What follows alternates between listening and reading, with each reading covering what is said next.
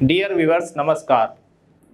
Current event in 2 minutes में आज हमारा विषय होगा बांग्लादेश में आरक्षण विरोध। जो आरक्षण विरोध चल रहा है उसकी पृष्ठभूमि समझने की कोशिश हम लोग करेंगे और फिर करंट पर आएंगे। तो हमें जाना होगा 1971 में जब बांग्लादेश मुक्ति का आंदोलन चला था और भारत ने भी इस मुक्ति आंदोलन में भाग लिया था। तो उस मुक्ति आंदोलन में जो स्वतंत्रता सेनानी थे उन लोगों ने पश्चिमी पाकिस्तान से अलग होकर के जो बांग्लादेश का निर्माण किया, वस्तुतः उस समय वो पूर्वी पाकिस्तान के रूप में था। तो जिन लोगों ने इसमें हिस्सा लिया स्वतंत्रता सेनानी के रूप में, उन्हें स्वतंत्रता सेनानी कहा गया। जैसे भारत में भी आज़ादी के लड़ाई के दौरान जिन लोगों ने हिस्सा लिया वो स्वतंत्रता सेनानी थे, उसमें शहीद भी हुए, मरे भी। बहरहाल ये दुनिया की सैनिक इतिहास की सबसे बड़ी जीत थी और शेख मुजीबुर रहमान उस समय उसके नायक थे। लेकिन कुछ ऐसे लोग भी थे जिन्होंने इस स्वतंत्रता संग्राम में भाग नहीं लिया बल्कि उसका विरोध किया। उस समय उन्हें रजाकार कहा गया। वो पाकिस्तान यानी पश्चिमी पाकिस्तान के साथ थे, वहां से वजीफे पैसे वगैरह उनको मिलता था, मुखबिरी करते थे। हमारे यहाँ के स्वतंत्रता संग्राम के दौरान भी कुछ ऐसे लोग थे जो मुखबिरी करते थे और स्वतंत्रता संग्राम में हिस्सा लेने से मना कर दिया था। बहरहाल एक ही उपमहाद्वीप होने के नाते कई समानताएं आपको मिलेंगी। तो 72 में जब ये बांग्लादेश बन गया तो मुक्ति वाहिनी या स्वतंत्रता सेनानी जो लोग थे उनको अलग से कुछ फायदा देने के लिए उनके लिए नौकरियों में आरक्षण की व्यवस्था की गई 1972 में। और यह आरक्षण छोटा मोटा नहीं था, 30% था। स्वतंत्रता सेनानी और उनके परिवार के लोगों के लिए 30% का आरक्षण रखा गया। और भी आरक्षण थे, कुल 56% का आरक्षण था। 26% अन्य आरक्षण थे, महिला, विकलांग, अल्पसंख्यक, तमाम तरह के आरक्षण थे। लेकिन इसमें परिवर्तन तब आया जब 2018 में वहां की सरकार ने इसको समाप्त करने की घोषणा किया।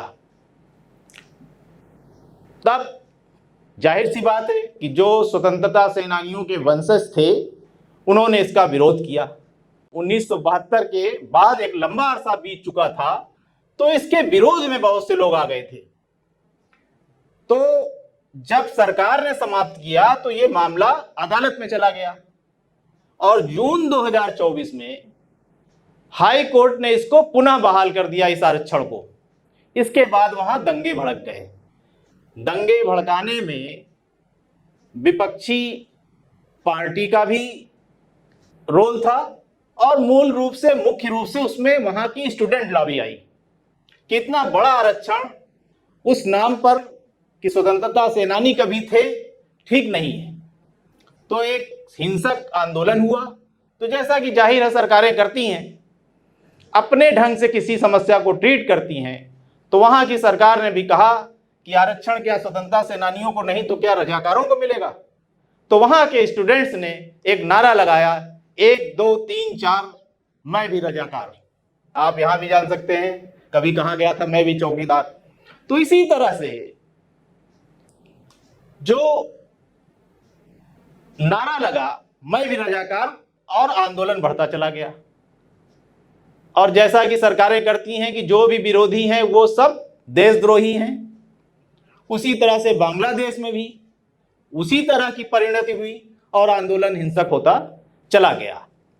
लेकिन मंगलवार को सरकार को झुकना पड़ा, कारण 140 से ज्यादा लोग मारे जा चुके हैं, 3000 से ज्यादा लोग घायल हो चुके हैं अब सरकार ने भी मंगलवार यानी आज 23 जुलाई को सुप्रीम कोर्ट के निर्णय को मान्यता दे दी। इस तरह से फिलहाल तो इस संकट का पटाक्षेप हो गया, लेकिन अभी स्टूडेंट्स की मांग आगे भी है। क्या मांग है? कि हम इसको लोकतंत्र बहाली के रूप में देखेंगे, क्योंकि वहां की सरकार भी बिना चुनाव के जीत करके आई है, यानी विपक्षी दलों ने चुनाव में भाग लेने से इनकार कर दिया था। तो इस तरह से एक प्रकार की तानाशाही वहां भी है। स्थिर सरकार है और स्थिर सरकारों में भी प्रायः तानाशाही जिस प्रकार से आती है, ज्यादा बहुमत की सरकारों में जिस प्रकार से तानाशाही आती है, उसी प्रकार की स्थिति बांग्लादेश में भी है। तो आंदोलन अभी खत्म नहीं हुआ है, लेकिन मूल कारण जो था वो समाप्त हो गया है। यद्यपि सुप्रीम कोर्ट ने आरक्षण को समाप्त करने के पक्ष में फैसला दिया, लेकिन आरक्षण वहां पूरी तरह नहीं समाप्त किया गया। 5% स्वतंत्रता सेनानियों के वंशज के लिए अभी भी आरक्षण को बरकरार रखा गया और शेष 2% लिंगी और निर्जातीय अल्पसंख्यक और दिव्यांग जनों के लिए रखा गया।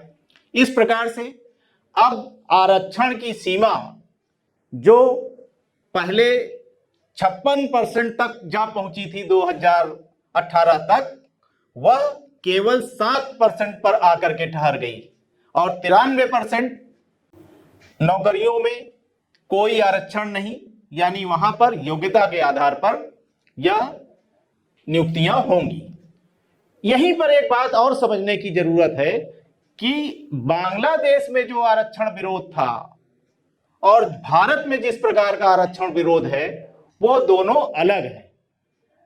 किस प्रकार से अलग है? वहां पर बहुत से स्वतंत्रता सेनानियों के रूप में अपने लोगों को शामिल करने का भी इंतजाम किया गया था, क्योंकि सरकारें भी स्वतंत्रता संघर्ष समर्थक थीं और इसी बात को लेकर विरोध भी था कि अपने लोगों को स्वतंत्रता सेनानी का सर्टिफिकेट दे दीजिए। उसी प्रकार से जैसे फाइल का पेट भरने का मामला आता है, फाइल को इस प्रकार से बनाएं कि अगर स्वतंत्रता सेनानी का वंशज नहीं भी है तो उसको साबित कर दिया जाए। उसी प्रकार की समस्या बांग्लादेश में भी थी, लेकिन वहां का मामला और भारत के मामले में थोड़ा फर्क है। वहां जातीय आधार पर इस प्रकार से आरक्षण नहीं था, जैसा यहां पर सामाजिक भेदभाव को दूर करने के लिए, सामाजिक लाभ पहुंचाने के लिए आरक्षण है, उस प्रकार के आरक्षण का व्यवस्था बांग्लादेश में नहीं थी। भारत का मामला कुछ अलग है, लेकिन एक मामले में जरूर समानता है।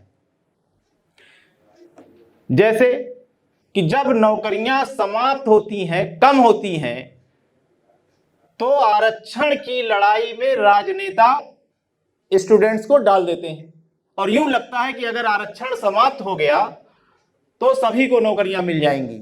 ठीक उसी प्रकार का खेल बांग्लादेश में भी खेला गया। नौकरियों की संख्या तो मात्र 3000 है कुल, और अगर आप 30% कर लीजिए तो 900 नौकरियां हैं, लेकिन बेरोजगार वहां 3 करोड़ हैं। तो इस प्रकार से एक भावना पैदा की गई स्टूडेंट अनरेस्ट में कि अगर आरक्षण समाप्त हो जाएगा तो जैसे सभी को नौकरी मिल जाएगी।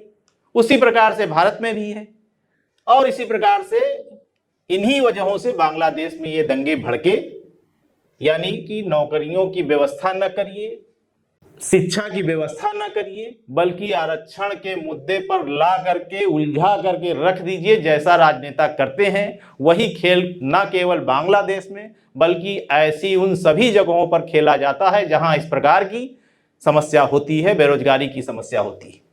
धन्यवाद, फिर मिलेंगे।